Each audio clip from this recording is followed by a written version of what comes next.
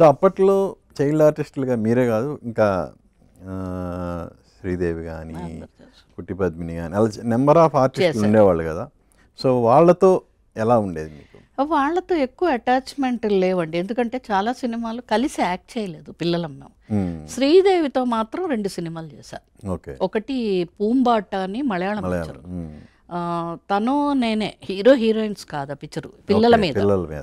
పట్టెకాడ్ అని పెద్ద డైరెక్టర్ అయినా ఆ సినిమా చేసినప్పుడు మేమిద్దరం అసలు వాళ్ళు షార్ట్కి పిలిస్తే 10 నిమిషాల తర్వాత వెళ్ళేవాళ్ళం. కూర్చుకుని మాట్లాడుకుంటూ కూర్చునేవాళ్ళం. ఆ డైరెక్టర్ గారు తలకొట్టి, ఏంటయ్యా మీ గుసగుసలేంటి, మీ గోలేంటి, రండి రండి. ఇద్దరం తెలుగోళ్ళం, అదేమో మలయాళం సినిమా. ఇద్దరం నేర్చుకుని మాట్లాడేవాళ్ళం. ఇద్దరికి మలయాళం రాదు. వాళ్ళు ఏం చెప్తే పాపం వెంటనే ఇద్దరు క్యాచ్ చేసి, తను కూడా క్యాచ్ చేసేది, తను నాకంటే కొంచెం చిన్నది. ఇద్దరం క్యాచ్ చేసేవాళ్ళం. ఏవో చెప్పుకుని నవ్వు, ఏంటి మీ గుసగుసలేంటి, మీ నవ్వులేంటి, షార్ట్ చేయండి ఫస్ట్ వచ్చాను అనమాట. ఆ తర్వాత చాలా సంవత్సరాల గ్యాప్ తర్వాత హీరోయిన్స్గా చేసాం ఇద్దరం. శివప్పు కల్మూకుత్తి అని ఒక పిక్చర్, అందులో కమల్ హాసన్, మన విజయ్ కుమార్ గారు, విజయ్ కుమార్ మంజుల హస్బెండ్.